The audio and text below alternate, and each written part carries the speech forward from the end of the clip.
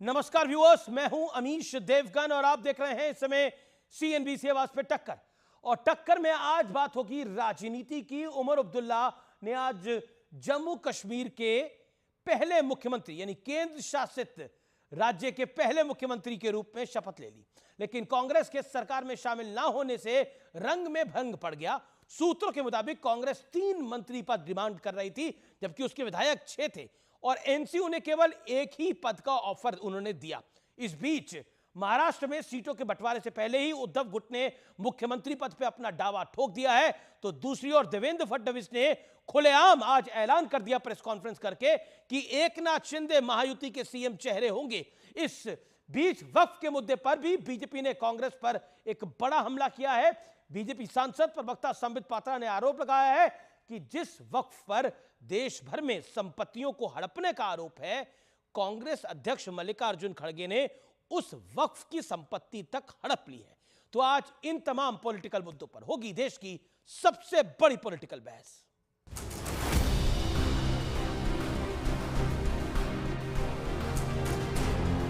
उमर अब्दुल्ला ने आज केंद्र शासित प्रदेश जम्मू कश्मीर के पहले मुख्यमंत्री के तौर पर शपथ ले ली।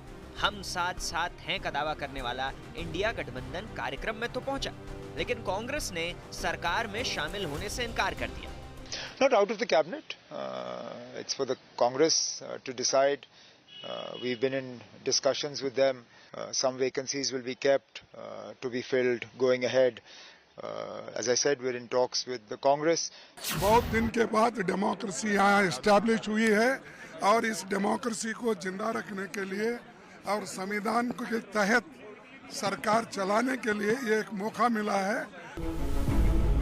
उधर हरियाणा में नायब सैनी को बीजेपी विधायक दल का नेता चुन लिया गया। वो कल सीएम पद की शपथ लेंगे। नायब सिंह सैनी जिनके नेतृत्व में हम चुनाव लड़े और इतना बड़ा मैंडेट मिला है, और नायब सिंह को चुनकर आप सबने उचित ही निर्णय किया है, ऐसा मेरा भी मानना है। चुनाव की तारीखों के ऐलान के साथ ही महाराष्ट्र में भी वार पलटवार का सिलसिला तेज हो गया है। हालांकि सत्ता पक्ष और विपक्ष में से अभी किसी भी खेमे का सीट शेयरिंग वाला फॉर्मूला फाइनल नहीं हुआ है। सत्ता पक्षाला चिंता नाही, मुख्यमंत्री स्वतःच बसलेले आहे, त्यांना विचारा तुमचा चेहरा तर सांगा, एकदा चेहरा सांगा तुमचा। कि जनता का अपार प्रेम और विश्वास उद्धव जी के साथ है। वो हम पे विश्वास जताते हुए हमें सरकार बनाने की जिम्मेदारी देंगे और वो जिम्मेदारी उद्धव बाला साहेब ठाकरे जी मुख्यमंत्री के रूप में भली भांति निभाएंगे। पूरी तैयारी हमारी महाविकास आघाड़ी की है। महाविकास आघाड़ी अच्छे वोटों से सत्ता में आएगी। तुम्ही काही काळजी करू नका, अजून लांब लगायचे। झारखंड में जेएमएम की सांसद महुआ मांझी के बयान से सवाल उठ रहे हैं कि क्या झारखंड में कांग्रेस और जेएमएम गठबंधन में सब ठीक है।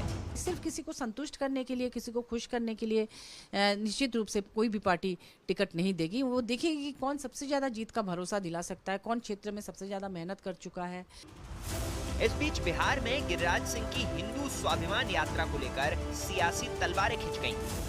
तो उपलब्धि तो है नहीं, तो एक ही काम बचा है, इंसान को इंसान से लड़ाना, धर्म को धर्म से लड़ाना। वो जाने जगाने जनता ही उनको जगा देगी। ये तो बुज़दिल आदमी है जो धर्म के नाम पर, इसलिए हमें इस पर बहुत कुछ नहीं कहना है। उनकी बातों को देश का बहुसंख्यक समुदाय ही नोटिस नहीं लेता। हरियाणा और कश्मीर के चुनाव के बाद अब नजरें महाराष्ट्र और झारखंड पर है। सवाल है कि क्या इतिहास खुद को दोहराएगा या इस बार नया इतिहास बनेगा। आज इसी पर होगी देश की सबसे बड़ी बहस। तो अब वक्त है टक्कर में आज के एनालिसिस का। आइए नजर डाल लेते हैं टक्कर के एनालिसिस पर। क्षेत्रीय दलों के सामने कांग्रेस के घटते कद का विश्लेषण। मैं कुछ आंकड़े लेकर आया हूं। जम्मू कश्मीर में 38 सीटें और कांग्रेस की जीत हुई, यानी चुनाव लड़ा 38 सीटों पर, कांग्रेस की जीत हुई 6 और मांग थी मंत्री पद की 3 और ऑफर हुआ 1 मंत्री पद। नतीजा एनसी के साथ चुनाव जीता, फिर भी कांग्रेस सत्ता से दूर है इस समय। अब उसके बाद हरियाणा में कांग्रेस की हार के बाद उमर अब्दुल्ला ने कहा कि कपड़े सिलवाकर कांग्रेस हरियाणा में घर क्यों बैठ गई, ये उन्हें सोचना होगा। उद्धव गुट ने क्या कहा? उद्धव गुट ने कहा कि बीजेपी से सीधे मुकाबले में कांग्रेस कमजोर पड़ जाती है। अनिल देशमुख ने कहा कि हरियाणा से कांग्रेस को सबक लेना चाहिए। अरविंद केजरीवाल ने कहा कि चुनाव हल्के में नहीं लेना चाहिए, अति आत्मविश्वास भारी पड़ सकता है। और कई दलों ने तो कहा कि कांग्रेस जीतने के लायक नहीं है, जीती हुई बाजी को हारी हुई बाजी में पलटना कोई कांग्रेस से सीखे, ऐसा सामना में लिखा गया।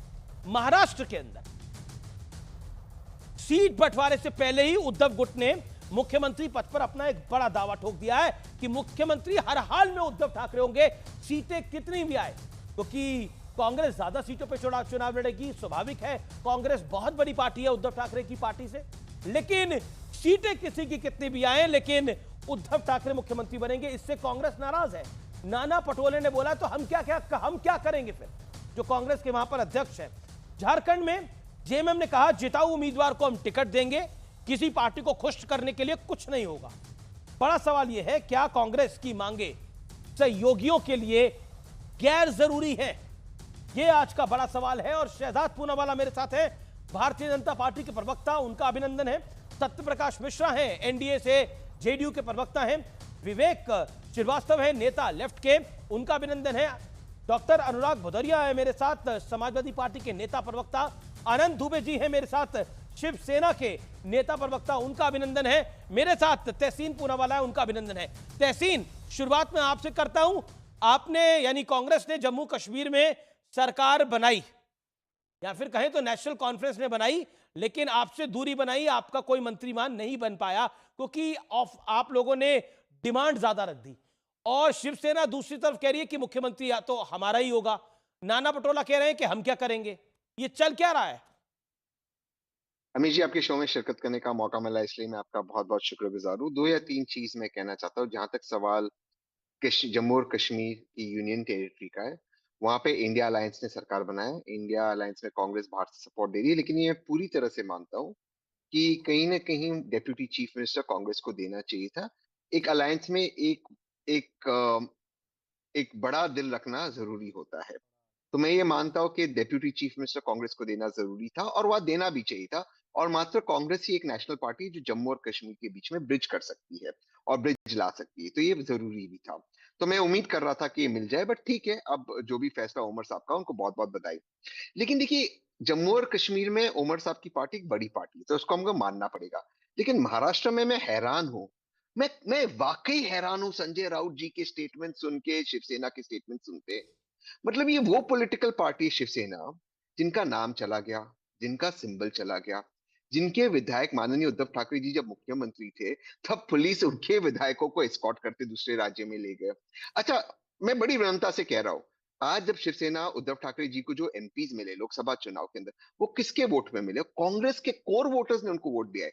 हमारे मुसलमान भाइयों ने उनको वोट दिया है, मुसलमान बहनों ने उनको वोट दिया है। वरना जो उनका कोर मराठी मानुस का वोट था, वो तो एकनाथ शिंदे जी के साथ चला गया है। जो हिंदुत्व का वोट था, एकनाथ शिंदे जी और भाजपा के साथ गया, उनको कांग्रेस का वोट दे रहा है। और मैं अमित जी, आज मुसलमान भाई बहनों में कांग्रेस के प्रति, राहुल जी के प्रति एक सिंपैथी है, वो उन पर विश्वास रखते हैं।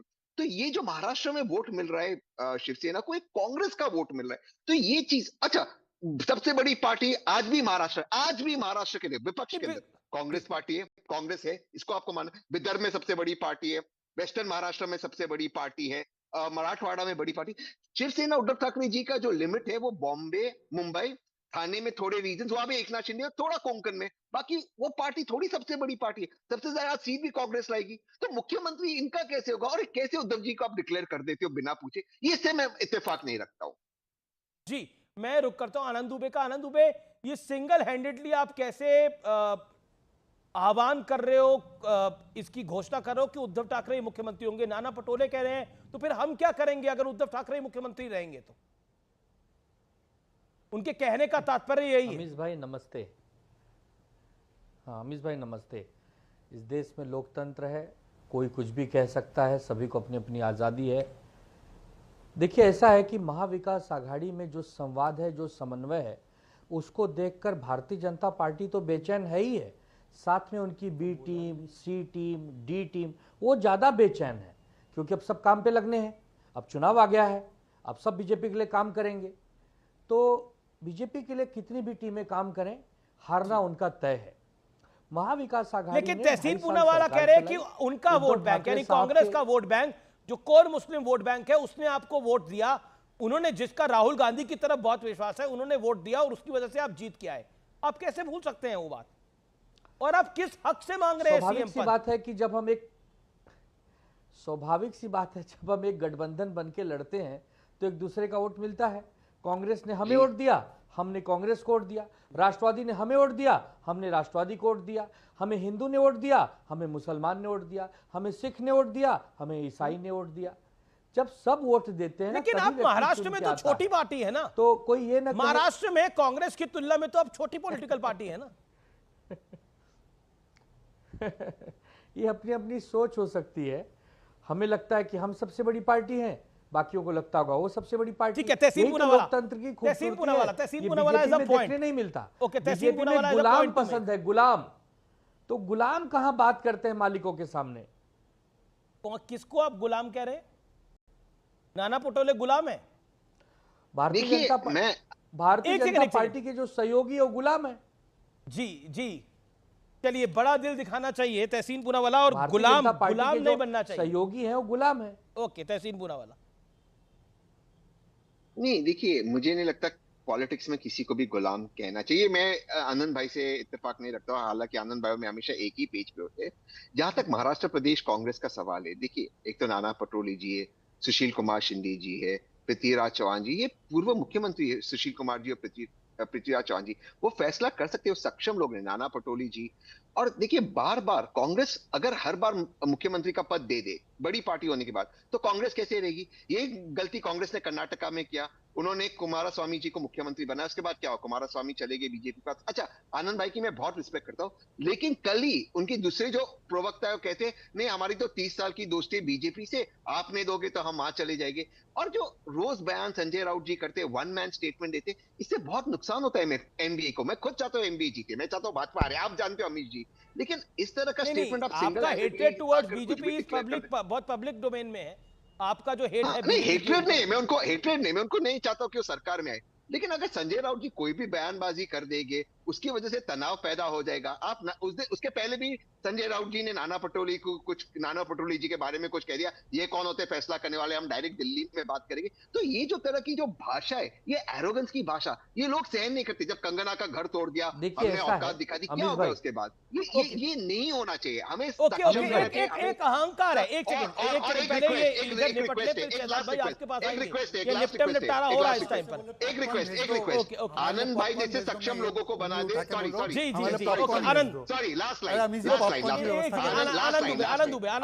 आनंद भाई जैसे सक्षम लोगों को मेन स्पोक्सपर्सन बना दे।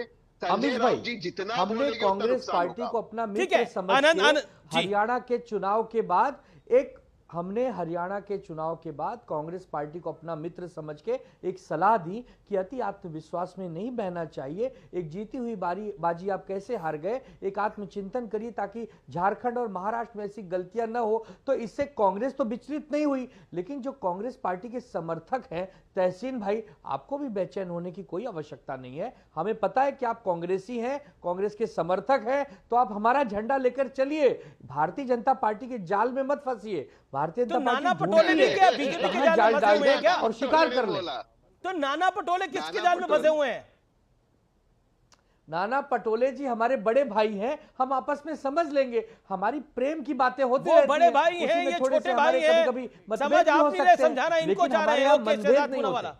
शहजाद पूनावाला, बड़ा दिल दिखाना चाहिए। आप लोग बड़ा दिल दिखाते हैं क्या? देखिए, मैं तो आपको बड़े दिल का 2 उदाहरण दे देता हूँ। नीतीश जी की पार्टी को कम सीटें मिली है भाजपा से। भाजपा सबसे बड़ी पार्टी है बिहार में, फिर भी नीतीश जी से कमिटमेंट थी कि वो मुख्यमंत्री बनेंगे, मुख्यमंत्री है।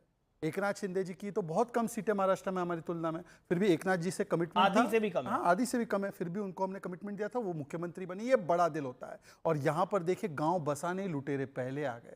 सत्ता की लड़ाई ऐसे होगी। देखिए, हम दोनों कैसे शांति से बैठे हैं, तो देश प्रदेश के लिए सोच सकते हैं। ये लोग सत्ता की लड़ाई के लिए ही बिजी हो जाएंगे, एक दूसरे को गाली। अच्छा, बी टीम बोल रहे हैं, शरद पवार जी बीजेपी की बी टीम है। शरद पवार जी को जब पूछा गया कि उद्धव जी को चेहरा बना दो, तो शरद पवार जी जिसकी ज्यादा सीटें आएंगी उनको बनाएंगे। जी। तो वो बीजेपी के हो गए क्या? चलो तहसीन को आप बोल दो एजेंट, पर शरद पवार जी को एजेंट बोलना। दूसरी बात नाना पटोले, तीसरी बात, मेरी पूरी बात हो जाने दीजिए, मैंने किसी के बीच में नहीं बोला। देखिए मैं आज अखिलेश जी ने एक ट्वीट डाला था सुबह एकता के बारे में, तो एकता के कुछ उदाहरण लेकर आया हूं। कांग्रेस आज सरकार में शामिल ही नहीं हुई। उमर अब्दुल्ला ने बोला एक पद छोड़ा है, लेना है तो लो, उनकी इनफाइटिंग हो रही है इसलिए शामिल नहीं हो पा रहे, ये एकता है। उत्तर प्रदेश में हरियाणा की हमारी जीत के बाद तुरंत अगले दिन 6 टिकट बिना कांग्रेस से पूछे डिक्लेयर कर दिए, ये एकता है। जम्मू कश्मीर में बिना पूछे मंत्री बना दी, ये एकता है। बंगाल में एकता है, हरियाणा में एकता है, दिल्ली में एकता है, पंजाब में एकता है, गुजरात में एकता है। केरल की वायनाड सीट पर प्रियंका को घोषित किया, विवेक जी से पूछा उनसे वहां की इंडिया अलायंस की कैंडिडेट कौन है, प्रियंका जी या एनी राजा? विवेक श्रीवास्तव सेटलमेंट कराने के मूड में है दोनों के। अरे भाई वो खुद अपना कांग्रेस। एक सेकंड आप सेटलमेंट, एक सेकंड, एक लाइन जी। कल जो कैंडिडेट प्रियंका जी को बनाया कांग्रेस ने, इसी इंडी कैंडिडेट, इसी कांग्रेस कैंडिडेट, ये पूछे पहले। विवेक प्रियंका गांधी वाड्रा कांग्रेस कैंडिडेट है, इंडिया अलायंस की कैंडिडेट है, पॉइंट नंबर 1। पॉइंट नंबर 2, किसको मुख्यमंत्री होना चाहिए अगर वहां पर कांग्रेस यानी इंडिया अलायंस की सरकार आती है? उद्धव ठाकरे और कांग्रेस का मुख्यमंत्री होना चाहिए। Make your point and be specific. आज इधर उधर की बात मत करिएगा। बिल्कुल मैच्योरिटी नहीं, बिल्कुल पहले मैं आ जाता हूं। आनंद जी बिल्कुल सही कह रहे हैं कि नाना पटोले जी ने जो भी बोला, शिवसेना और कांग्रेस इकट्ठे हैं, साथ में हैं, दोनों एक दूसरे का झंडा उठाएंगे और सीटों के हिसाब से आपस में डिसाइड कर लेंगे। और जाहिर सी बात है, तो यही बात तो कह रहे हैं शरद राव पवार, यही तो शरद पवार कह रहे हैं। आप बताइए क्या उद्धव ठाकरे को मुख्यमंत्री होना चाहिए या कांग्रेस का मुख्यमंत्री होना चाहिए? हाँ, जिसकी सीटों के आधार पे बाद में डिसाइड करेंगे। लेकिन फिलहाल सुनिए, लेकिन महाराष्ट्र में नहीं, लेकिन गलत है यहाँ पे शहजाद पूनावाला। महाराष्ट्र की राजनीति के अंदर शिवसेना, चाहे वो शिंदे फैक्शन हो या उद्धव ठाकरे का फैक्शन हो, मेजर डिसाइडिंग फैक्टर होगा इस वक्त दोनों का। इसीलिए बीजेपी ने बड़े टैक्टफुली, बड़ी पार्टी होने के बावजूद भी रिट्रैक्ट किया और पॉलिटिकल विजडम दिखाई है, हालांकि हमारे ओपोनेंट हैं, और इन्होंने शिंदे को आगे किया। ओके, नाउ द मैसेज इसके लिए एक चीज है, लेकिन मानना पड़ेगा। पर एक वाक्य डिबेट, एक वाक्य अमित जी, एक वाक्य। ये वायनाड में किसका झंडा उठाना है? प्रियंका का झंडा उठाएंगे ना? आपने कांग्रेस को बोला उद्धव सेना का झंडा उठाओ, ठीक है, वो आपके बीच का मामला है। प्रियंका का उठा रहे हो झंडा? जी नहीं, कांग्रेस और लेफ्ट आपस में केरल में एक दूसरे से कंटेस्ट करेंगी और उसके बाद जो होगा ये है। पहले भी था। ये तो 20-30 साल से चल रहा है सर। नहीं, इसमें हंसने की जरूरत नहीं है। यही हंसी वाजपेयी ने भी दिखाई थी। विवेक ऑडियो डाउन करिए। ये हंसी देखिए, एक कह रहा होता है कि पर उपदेश कुशल बहुते रे। वो कह रहे कि उद्धव ठाकरे का झंडा कांग्रेस उठाए तहसीन पूनावाला को, और नाना पटोले को कह रहे कि उद्धव ठाकरे का झंडा ये लोग उठाए। लेकिन ये एक लोकसभा सीट पर प्रियंका गांधी वाड्रा वहां पे चुनाव लड़ रही है, उसका झंडा नहीं उठा सकते। अच्छा, एक बात बताइए, महाराष्ट्र का सीएम कौन होना चाहिए? एक सेकंड, आपकी राय क्या है अगर कांग्रेस की सीटें ज्यादा आती है और उद्धव ठाकरे की आती है? देखिए, उद्धव ठाकरे और कांग्रेस की जिसकी भी जो भी सीटें आएंगी, लेकिन उसके पहले का माहौल समझिए कि जलेबी अभी छना नहीं है।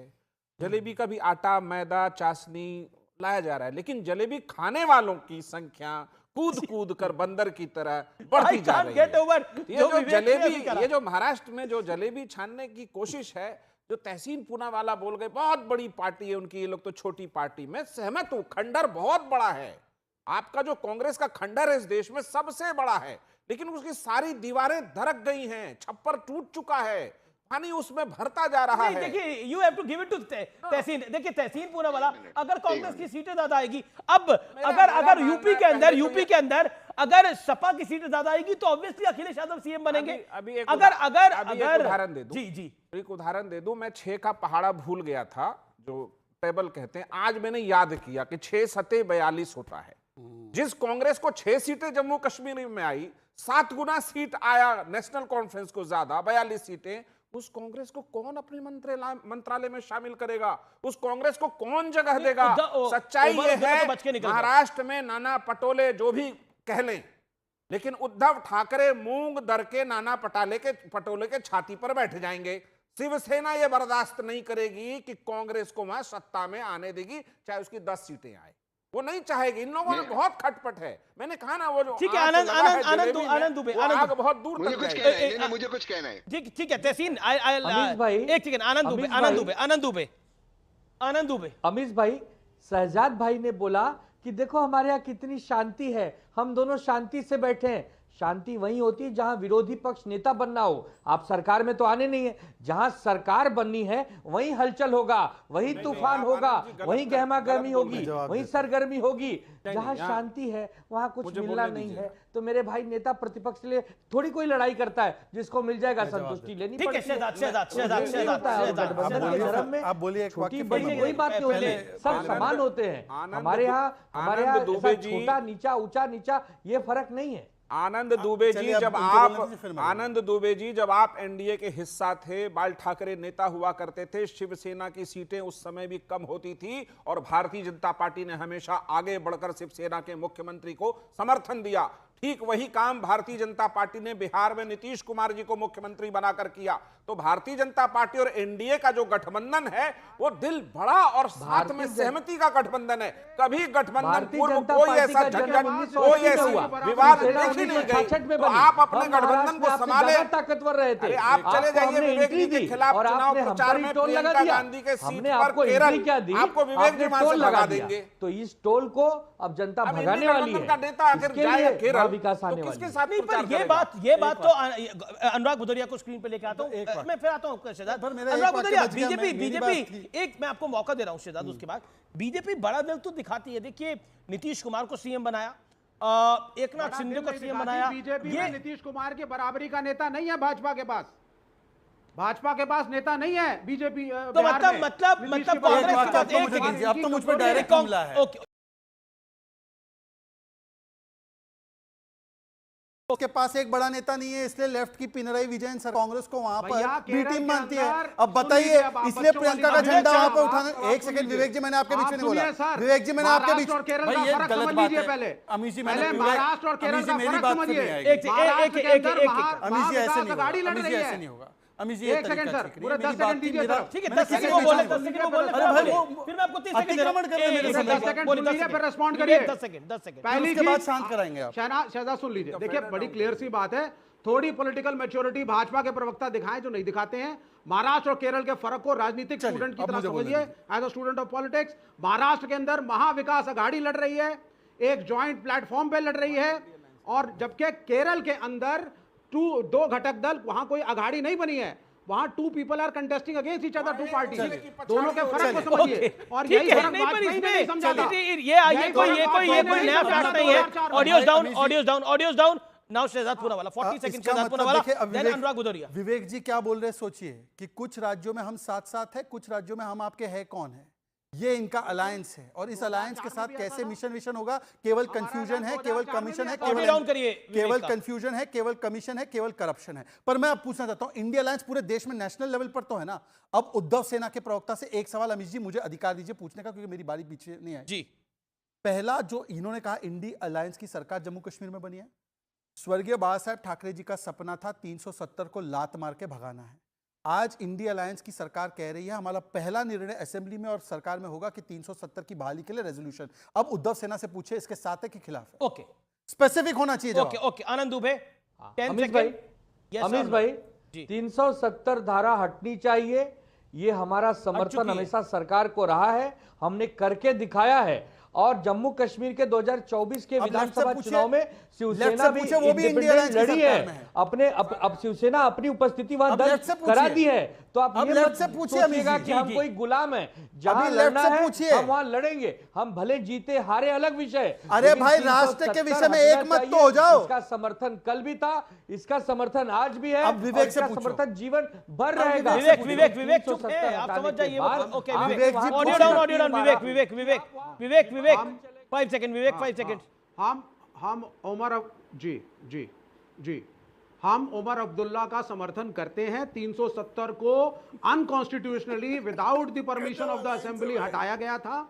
हटाना ना हटाना एक बात है, उसके अंदर जो आपस में आप लोग पहले सेटलमेंट करिए, या डिबेट में तो पूरा रायता बिखेर देंगे आप लोग। नहीं, हमारा सेटलमेंट है सर, हमारा सेटलमेंट एक कह रहा है कि 370 हटाना गलत है, एक कह रहा है कि बड़ा दिल दिखाना चाहिए, एक कह रहा है कि छोटा दिल इसका है। हर पार्टी का रायता संभालिए पहले, फिर उसके बाद कार्यक्रमों में आया करिए। ओके, अनुराग भदौरिया, ये जो रायता फैला है ये पूरा, इसमें क्या आप भी ऐसा मानते हैं कि कांग्रेस का अब 2027 में जब विधानसभा का चुनाव आएगा तो कांग्रेस का मुख्यमंत्री पद का दावेदार होना चाहिए यूपी के अंदर, ऐसा आपको भी लगता है? आप भी बड़ा दिल दिखाएंगे क्योंकि बड़े दिल की प्रथा चल पड़ी है। देखिए सुनिए, रायता कहीं नहीं फैला है, रायता आपकी डिबेट में फैला है, भारतीय जनता पार्टी के दिमाग में फैला है। जनता के दिलों में इंडिया गठबंधन का सम्मान है, इंडिया गठबंधन एक है। कश्मीर की घाटी से जो आई है तस्वीर इंडिया गठबंधन की, वही बदलेगी देश की तकदीर, याद रखिएगा। वो जो तस्वीर आई है ना कश्मीर की घाटी से इंडिया गठबंधन की एकता की, वही देश की तकदीर बदलेगी। बाद बाकी सब बातें। भारतीय जनता पार्टी अभी क्या कह रही थी कि हम बड़ा दिल दिखाते हैं, इनका बड़ा दिल देखिए।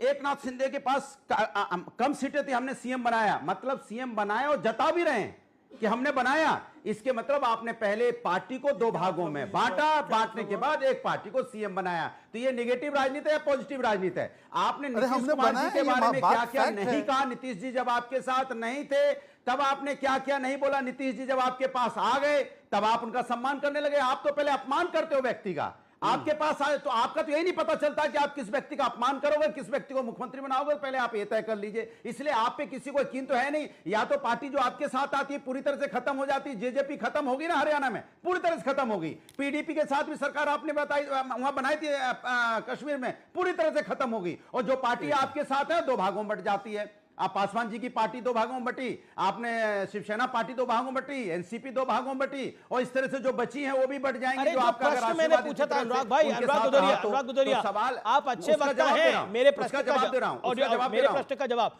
क्या आप भी बड़ा दिल दिखाएंगे? उत्तर प्रदेश में 2027 में कांग्रेस की सीटें कम भी आई तो मुख्यमंत्री उनका बनाएंगे? देखिए सवाल जताएंगे भी नहीं, एकदम सीधी तरह से बता दूं। नहीं, ये बीजेपी एजेंडा चला रही है। ये माहौल सोच रही कि लड़ा दें आपस में। ये देखो उनकी ज्यादा आएंगी तो कौन बनेगा, इनकी कम आएंगी तो कौन बनेगा। पहले हम बीजेपी को हराएंगे, उसके बाद तय करेंगे हम कौन बनाएंगे मुख्यमंत्री। हम बीजेपी तो मतलब आप कह रहे हैं कि अभी उत्तर प्रदेश में 2027 में ये बड़ी स्टेटमेंट, ये बहुत बड़ी स्टेटमेंट है। यानी उत्तर प्रदेश में 2027 में तय नहीं है कि मुख्यमंत्री कौन होगा, कांग्रेस का सीएम भी हो सकता है। It is the big statement, यही कह रहे हैं आप अनुराग? मैंने ये नहीं बोला। फिर आप बात तोड़ने मनो लगे, बोला पकड़ लिया बीच में। क्या बोल दिया? अरे मैं कुछ कह रहा हूं, आप कुछ कह रहे हो। सवाल है, मैंने कहा मेरा मकसद है भारतीय जनता पार्टी को हराना। मेरा मकसद है भारतीय जनता पार्टी को हराना। और आप अच्छी तरह जानते हो समाजवादी पार्टी सबसे बड़ी पार्टी उत्तर प्रदेश में है, तो जाहिर सी बात है उत्तर प्रदेश के मुख्यमंत्री श्री अखिलेश यादव जी होंगे। कौन नहीं जानता ये बात? ये पूछने की क्या जरूरत है? ये तो कांग्रेस भी कहती है कि आप तो जताने का मौका भी नहीं दे रहे ना। आपने बोला बीजेपी ने बनाया, आपने बोला बीजेपी ने बनाया, लेकिन बीजेपी ने जताया। आपने यही बोला ना। अनुराग 30 सेकंड तफसील से एक आप एक ऑडियो डाउन करें अनुराग भाई का। देखिए अनुराग भाई मानते नहीं है ना ऐसे। अनुराग आपने बोला बीजेपी ने बनाया मुख्यमंत्री और फिर बीजेपी ने जताया, यही कहा ना आपने? आपने तो बनाया भी नहीं, तो जताने की तो बात ही छोड़िए। आप तो कह भी नहीं रहे, गलती से भी नहीं ये बोल रहे। और दूसरी तरफ आपको लगता है कि महाराष्ट्र में मुख्यमंत्री का पद अगर एमवीए की सरकार आती है, इंडिया अलायंस की सरकार आती है, तो उद्धव ठाकरे के खाते में जाना चाहिए, जैसा उनकी पार्टी कह रही है। आपकी राय क्या है इसके ऊपर, क्योंकि आप भी अलायंस पार्टनर है? देखिए मैंने 1 सेकंड शहजाद, देखिए सीधी सी बात मैंने कहा, उत्तर प्रदेश में समाजवादी सबसे बड़ी पार्टी है, तो जाहिर सी बात है समाजवादी पार्टी का मुख्यमंत्री बनेगा श्री अखिलेश यादव जी। इसमें कोई पूछने की जरूरत नहीं। महाराष्ट्र में बोलने दीजिए ना। महाराष्ट्र में जिसकी संख्या ज्यादा होगी और अपने आप महाराष्ट्र के लोग बैठ के तय कर लेंगे किसका मुख्यमंत्री। क्या आनंद दुबे नहीं, मुझे आनंद दुबे के बाजार पड़ेगा। Anand Dubey that is the logic. जिसकी संख्या ज्यादा होगी वो कब उसका मुख्यमंत्री बनेगा। अगर कांग्रेस का नंबर ज्यादा आएगा तो कांग्रेस का मुख्यमंत्री। अमीश भाई तो आप क्लेम क्यों कर रहे हैं? अमीश भाई ऐसा है कि हम सबका जो उद्देश्य है वो है कि ये जो महाझूठी सरकार महाराष्ट्र में बैठी है इसको पहले हटाना। इसने 2.25 वर्षों में महाराष्ट्र में कोई विकास के काम नहीं किए। जब इनको पता चल चुका कि कभी भी आचार संहिता लग सकती है, तब इन्होंने जुमलेबाजी की बरसात कर दी। इससे जनता को निजात दिलाना है। हमारे यहाँ कोई मनमुटाव नहीं है, कोई सिर फुटअव्वल नहीं है। हमारे नेता ने स्पष्ट कह दिया है कि अगर एक चेहरा लेकर हम जाते हैं तो हमें उसका फायदा होगा। बहुत ही जल्द हम एक चेहरा भी आपको बता देंगे, मुख्यमंत्री भी बनवा देंगे। इनके यहाँ लफड़ा है, इनके यहाँ एक दूसरे को देखकर लोगों को उल्टियां आती हैं। इनके यहाँ सीटों के बंटवारे के लिए ये बात तो सही है, बयान आया था बीजेपी के नेता का। लेकिन बड़ी खबर आ रही है, बहुत बड़ी खबर आ रही है। बदरुद्दीन अजमल ने बड़ा दावा कर दिया है कि नई संसद वक्फ की जमीन पे बनी है। दिल्ली एयरपोर्ट पे भी वक्फ की जमीन पे बना है। पूरा वसंत विहार वक्फ की जमीन पर है। मुस्लिमों को सौंपी जाए ये पूरी जमीन। बदरुद्दीन अजमल ने यानी AIUDF के अध्यक्ष ने दावा कर दिया है कि भारतीय संसद दिल्ली का हवाई अड्डा सौंपना पड़ेगा वक्फ को, क्योंकि वो वक्फ की जमीन है। शहजाद पूनावाला। नहीं देखिए, अजमल साहब का बस चले तो पूरी दुनिया को वक्फ घोषित कर दे। ताजमहल को घोषित किया था, 1500 साल पुराने तमिलनाडु के गांव को घोषित किया था उन्होंने। भोजालय मंदिर को कर दिया था, सोमनाथ मंदिर को, राम जन्मभूमि को, कृष्ण जन्मभूमि को, छत्तीसगढ़ में तहसील ऑफिस को, सूरत में हेडक्वार्टर को, गुजरात में हाईकोर्ट को, सबको घोषित कर दिया था। आपके घर को भी और इस ऑफिस को भी कर सकते हैं। पर मेरा सवाल यह है, असीमित ताकत किसी की नहीं हो सकती, पॉइंट नंबर 1। पॉइंट नंबर 2, ये वक्फ संशोधन किसने प्रपोज किया? ये मुसलमानों ने प्रपोज किया, ताकि लैंड ग्रैबर्स और भ्रष्टाचारी नहीं, गरीबों को, यतीमों को इसका फायदा मिले। तो ये गरीबों के खिलाफ है। पर 10 सेकंड मुझे दे दीजिए, क्योंकि बहुत महत्वपूर्ण विषय पिछली सेगमेंट में निकल जाएगा। देखिए, अभी भारतीय संसद वक्फ की जमीन पे बना हुआ है? नहीं, वो बिल्कुल नहीं है। वो ये केस हाईकोर्ट में भी गया था, दिल्ली हाईकोर्ट में। मैं आपको फैक्चुअल बता देता हूँ। 6 प्रॉपर्टीज जो सेंट्रल विस्टा के पास है, जैसे सुनहरी मस्जिद वगैरह, उन प्रॉपर्टीज के विषय में ये गए थे। पार्लियामेंट की जमीन जो है वो वक्फ की नहीं है। हाईकोर्ट ने बोला इस पे तो कुछ काम ही नहीं हो रहा, जब इस पे काम होगा, कोई सरकार करेगी कुछ, तब आना। तो ये हाईकोर्ट में भी डिसाइडेड है। ये केवल और केवल जो अतिक्रमण और कब्जे की मानसिकता है ना, कि मैं सब कुछ कब्जा कर दूं। पर देखिए, वक्फ एक तरफ कब्जा करता है और खड़गे जी वक्फ की जमीन को कब्जा करके ले लेते हैं। इसी पर मतलब 2 लाख करोड़ का घोटाला हुआ है। इसी पर बीजेपी ने बड़ा आरोप लगाया है मल्लिकार्जुन खड़गे पर। बीजेपी ने बोला है कि वक्फ की जमीन, वक्फ जो है वो जमीनों पे कब्जा करता है। लेकिन कांग्रेस के अध्यक्ष मल्लिकार्जुन खड़गे ने, ये बड़ी खबर है, कांग्रेस के अध्यक्ष मल्लिकार्जुन खड़गे ने वक्फ की जमीन पे भी कब्जा कर लिया है। बीजेपी के प्रवक्ता, सांसद, पूरे देश की जमीन वक्फ हड़पता है और वक्फ की जमीन को हड़प लिया है मल्लिकार्जुन खड़गे ने। कांग्रेस अध्यक्ष ने ऐसा आरोप लग रहा है और कर्नाटक में बाकायदा इस पर जोरदार राजनीति हो रही है। देखिए, मैं केवल बताना चाहता हूं कि ये केवल आरोप नहीं है। एक मिनट बाइट सुन लेते हैं, संबित पात्रा ने क्या बोला इस समय। वक्फ बोर्ड पूरे हिंदुस्तान में जमीन हड़पता है और मल्लिकार्जुन खड़गे ने उनकी जमीन हड़प ली है। ये कांग्रेस पार्टी में खाली हड़पा हड़पी चल रही है। And Congress is nothing but a land grabbers party. Okay, देखिए, मैं तो कहूंगा संबित जी की बात को एक आगे ले जाते हुए, कांग्रेस को जमीन से जुड़ी हुई पार्टी बोलिए। नेशनल हेराल्ड में जमीन चोरी किया, खड़गे जी ने एरोस्पेस पार्क की जमीन चोरी की। ये रिपोर्ट है, मनी पड़ी रिपोर्ट। इसमें बताया गया है कि खड़गे फैमिली और कांग्रेस के कर्नाटका के नेताओं ने 50,000 एकड़ की वक्फ जमीन में से 27,000 एकड़ घटक ली। 2 लाख करोड़ का घोटाला। और अभी हमने देखा मूडा स्कैम में क्या किया उन्होंने। अभी हमने देखा है कि और भी घोटाले हैं लैंड स्कैम के। पर यह सवाल राजनीतिक जमीन की भी, और 10 सेकंड उस पर लूंगा, 10 सेकंड सिर्फ। अभी आपने देखा अनुराग भदौरिया, सम्मान करना चाहिए, सम्मान करना चाहिए। अरे 6 सीट डिक्लेयर किया, पूछा कांग्रेस से? कांग्रेस का ऑफिशियल स्टेटमेंट अजय राय का है कि 5 सीटों पे हम लड़ेंगे 10 में से। क्या पूछा? नहीं पूछा। सम्मान की बात करते हैं भाई। डीएमके को कांग्रेस पार्टी बोलती थी राजीव गांधी का हत्यारा उनके साथ है, आप चिरकुट छुटवैया बोलते हैं, आप उनके साथ है। आम आदमी पार्टी बोलती थी आप सब भ्रष्ट हो, आप उनके साथ है। और आखिरी सम्मान, अच्छा सम्मान, अभी उद्धव जी देखिए, अभी उन्होंने चिरकुट, अगर कांग्रेस को चिरकुट पार्टी बोल दिया तो इसमें असम्मान, कांग्रेस ने स्वीकारा है, इसलिए वो साथ में। अभी तो दूसरी आखिरी बात मैं कहना चाहता हूं। देखिए, अपने लिए क्या बोला, उत्तर प्रदेश में सबसे बड़ी पार्टी का मुख्यमंत्री बनेगा। कांग्रेस वैसे ये शिवसेना के लिए भी बोला, ये इन्होंने कांग्रेस के लिए भी बोला। ना सुनिए, पर उद्धव सेना मान रही है क्या? ये तो शरद पवार का फॉर्मूला है। शरद पवार के फॉर्मूले को उद्धव जी ने बोला, शरद पवार जी का फॉर्मूला उनका फॉर्मूला। हम नहीं मानते, हम तो चाहते चेहरा आगे हो। तो अब आनंद दुबे जी बताए, समाजवादी पार्टी और शरद पवार का फॉर्मूला ठीक, एसपी का या एसएस का, मतलब उनकी शिवसेना का। ओके, ठीक है, ठीक है। आनंद दुबे से भी पूछा गया, अनुराग से भी पूछा गया, तहसीन से भी पूछा गया। Anand Dubey, first you, 20 second. Amish भाई, हमारे नेता ने स्पष्ट कहा कि एक चेहरा लेकर अगर हम जाते हैं तो फायदा होगा। अगर आपको हमारा चेहरा पसंद नहीं है, आप कोई चेहरा बताओ। अब आप एक बताइए, एक गठबंधन में क्या ये बातें करना गुनाह हो गया? ये बात हम नहीं कर सकते, चेहरा लेकर जा सकते।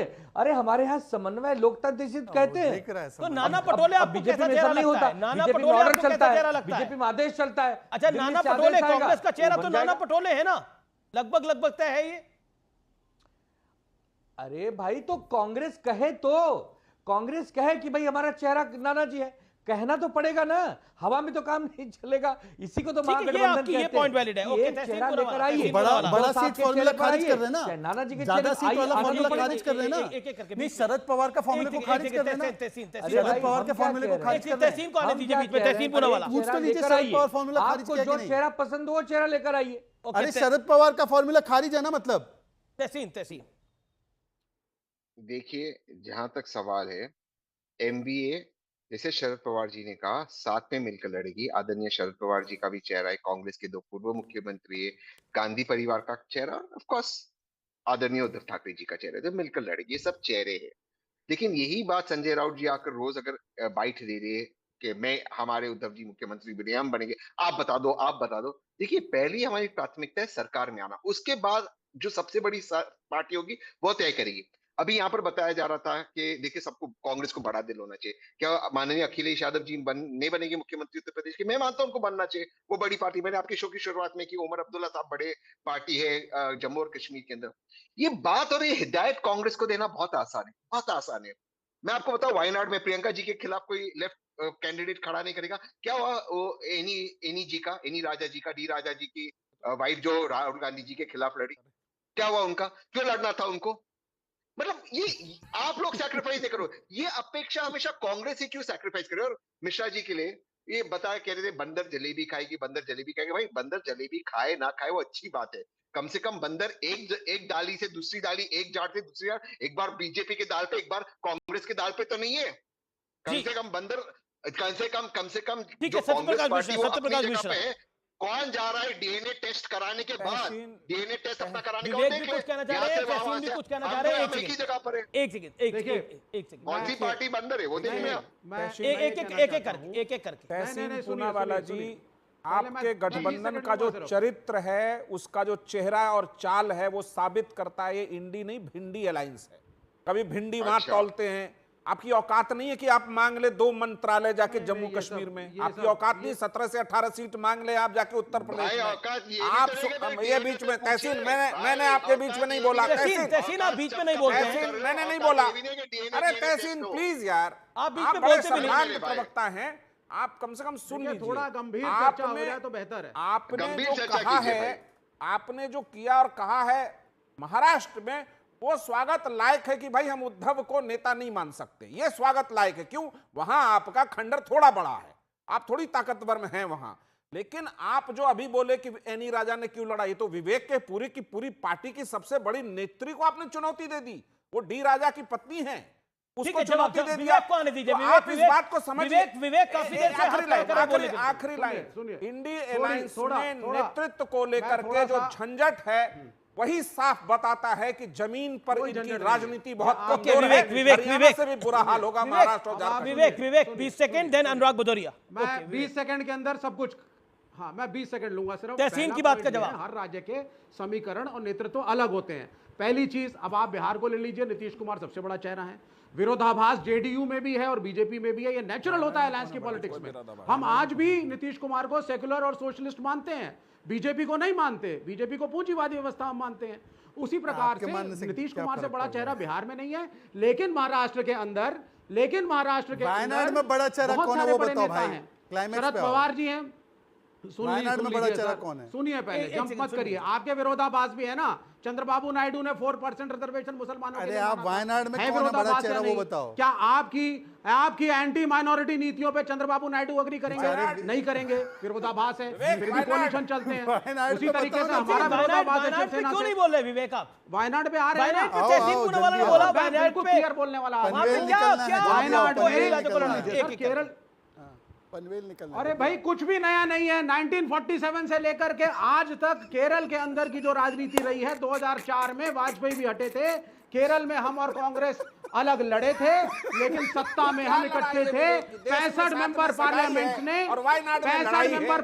ने डॉक्टर मनमोहन सिंह को समर्थन दिया था। तो ये दांत दिखाने से नॉन सीरियस इंडिया अलायंस कभी बना है? अनुराग को लेके आइए। अनुराग, ये नई जानकारी आ रही है। 1947 से गठबंधन बना हुआ है, ये तो बात अभी पता लगी है। सर यूपीए के अंदर एक सेकंड अलायंस की बात नहीं कर रहा, मैं कुछ और कर रहा था। एक सेकंड ऑडियो डाउन। अनुराग को आने दीजिए। अनुराग के पास एक्सक्लूसिव जानकारी। अनुराग, ये अलायंस, इंडिया अलायंस 1947 में बना है या 2023 में बना है? देखिए अमीश जी, एक बात मान के चलिए और इसको ब्रेकिंग में चला दीजिए। इंडिया गठबंधन मजबूत दलों का गठबंधन है और एनडीए गठबंधन मजबूर दलों का गठबंधन है। ये मजबूर हैं, ये जी सर वाले हैं। जी सर, सर जो आप कहते हो वही आदेश होगा। इंडिया गठबंधन मजबूत दलों का, अपनी बात कह सकते हैं, एक दूसरे के सामने लड़ भी सकते हैं चुनाव, उसमें कौन सी बड़ी बात है। लेकिन हमारा मकसद क्या है? हमारा मकसद है देश को आगे ले जाना, बेरोजगारी खत्म करना, महंगाई खत्म करना, या जिस तरह से किसानों पर अत्याचार खत्म करना, देश के अंदर में जो तानाशाही खत्म करना, ये हमारा मकसद है। हमारा मकसद सत्ता पाना नहीं है, जो एनडीए का मकसद है किसी कीमत में सत्ता पाना है, चाहे मजबूत दलों को साथ लाना पड़े। कमाल की बात है, ये मजबूत दलों का गठबंधन है जिसको कहते हैं हिंदुस्तान को आगे बढ़ाने का। सबकी अपनी स्वतंत्रता होती है। Okay, audio down, Shehzad Poonawalla 20 second. हमने बोला कि हमारे से छोटी पार्टी को हमने मुख्यमंत्री बनाया ताकि प्रदेश आगे बढ़ सके, तो हमने तो जता दिया। और जो बड़े दिल की नसीहत दे रहा था वो वायनाड छोड़ने को तैयार नहीं, वो उत्तर प्रदेश में बड़ा पार्टी ही बनेगा ये बता रहे, और हमको फिर नसीहतें दे रहे। अब मैं अनुराग से पूछना चाहता हूं, लेफ्ट बड़ा दिल क्यों नहीं दिखा रही? आई हैव टू कम इन। अच्छा ठीक है, विवेक आप बाद में आएगा, अनुराग पहले बोलेंगे। Anurag respond. Audio down. Anurag अपने मैंने क्या सवाल है अमीश जी आपका? आपका सवाल है किसी और का है? अच्छा, दो एंकर हैं, हम बताइए। हाँ, दो एंकर हैं, दो एंकर नहीं है, दो एंकर, एक पार्टी का एक चैनल का। ये मत अलाउ कीजिए, बोलिए एंकर साहब, बोलिए। मैं सवाल आपके तरफ डाल रहा हूं। एंकर साहब बोलिए, आप सबसे पूछ रहे हैं, आपके तरफ डाल रहा हूं। सबसे हम लोग तो नहीं पूछ पाए। इस समय की बड़ी ब्रेकिंग स्टोरी है, बड़ी खबर है, और बड़ी खबर का रुख कर लेते हैं। बड़ी खबर है कि खालिस्तानी आतंकी गुरुप्रवंत सिंह पन्नू ने यह ऐलान करा है कि मैंने ट्रूडो को भारत के खिलाफ जानकारी दी है। यह कहा है, और ट्रूडो के मेरे साथ बहुत अच्छे रिश्ते हैं। पन्नू ने कहा है खालिस्तानी आतंकी है पन्नू, और एक कनाडा के टीवी चैनल पर यह बयान दिया है। पन्नू का पीएम ट्रूडो के साथ संबंध है, ये बिल्कुल क्लैरिटी से पन्नू ने बोला है। ये अपने आप में बहुत बड़ी बात है। चलिए हम लौटते हैं अपनी आज की डिबेट के ऊपर। विवेक श्रीवास्तव, आप क्या कहना चाहते हैं? 30 सेकंड, और टाइम लिमिट को फॉलो करिएगा। सर सिर्फ 10 सेकंड का, मैं 20, बिल्कुल सर 10 सेकंड का क्लैरिफिकेशन है। इंडिया अलायंस 1947 से नहीं है। केरल में कांग्रेस और लेफ्ट लड़ते आए हैं, सीपीआई सीपीएम लड़ते आए हैं, लेकिन ऑन एंड ऑफ केंद्र में सरकारें बनी हैं। 2004 में भी जब चुनाव लड़ा गया था, एक ही बारी बनी है, 2004 लेफ्ट आमने सामने थे केरल में, लेकिन we supported the UPA government at the first clarification. Number 2, we have lot of respect, left has a lot of respect for Rahul Gandhi and Priyanka Gandhi both. Kerala की सच्चाई एक अलग हो जाती है। दूसरा, हम ऑपोजिशन, कमाल की रिस्पेक्ट है, दोनों के खिलाफ कैंडिडेट दे देते हैं, रिस्पेक्ट कमाल की है। ये तो सिर्फ okay Shehzad okay 30 seconds over and out. Okay thank you Shehzad, 30 seconds, only 30 seconds. तो फिर कांग्रेस कहेगी कि हरियाणा में हम अकेले लड़ते आ रहे थे, आम आदमी पार्टी को इसलिए नहीं दिया, पर आम आदमी पार्टी ने क्या क्या नहीं सुनाया कांग्रेस को।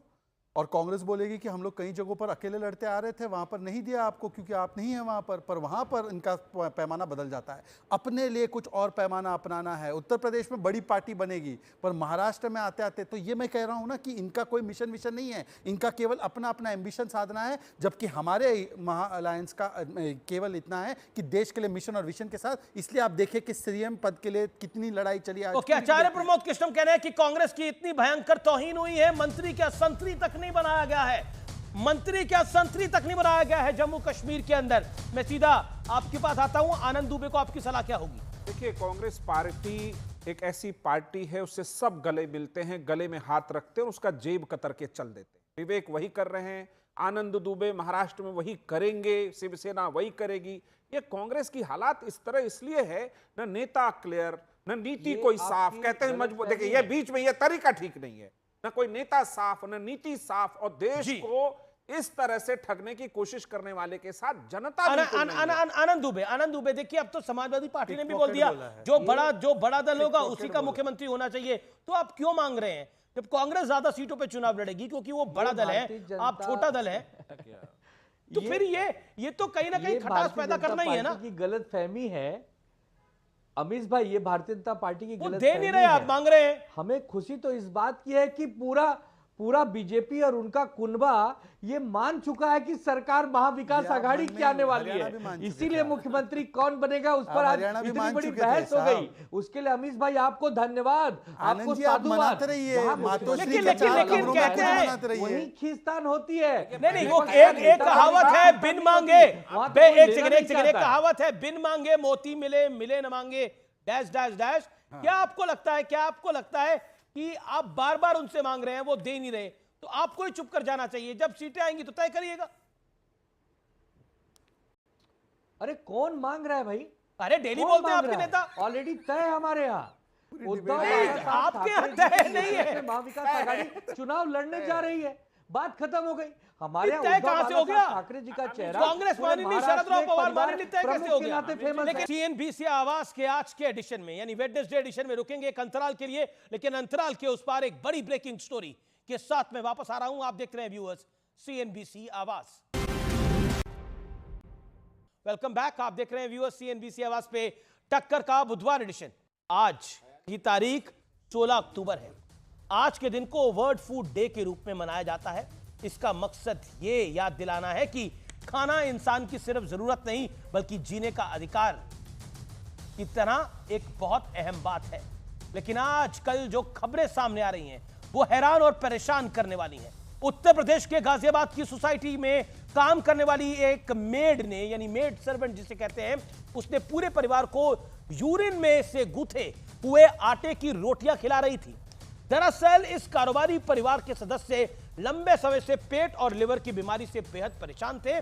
खाने में गड़बड़ी और घर में चोरी की आशंका के चलते इन्होंने किचन में सीसीटीवी कैमरा लगाया तो मेड की इस घिनौनी और शर्मनाक करतूत कैमरे में कैद हो गई और पुलिस ने उसे अरेस्ट कर लिया, गिरफ्तार कर लिया। मेड का नाम रीना है। रीना ने पूछताछ में ये बकायदा कबूल किया है कि उसने एक नहीं बल्कि कई बार पानी में यूरिनेट करके यानी पेशाब मिलाकर उससे आटे को गूंथा और उसकी रोटियां पूरे परिवार को खिलाई। जरा सोचिए, आरोपी मेड रीना उस परिवार में 8 साल से काम कर रही थी। पहले और भी घरों में वो काम कर चुकी होगी, मालूम नहीं। पेशाब मिलाकर खाना बनाने का काम उसी परिवार में कर रही थी जहां वो पकड़ी गई या फिर बाकी जगह भी वो करके आई थी। खैर ये तो जांच में सामने आएगा। लेकिन इस बीच खाने में घिनौनी खुराफात करने वालों पर उत्तर प्रदेश की योगी सरकार ने डंडा चलाने का मन बना लिया है।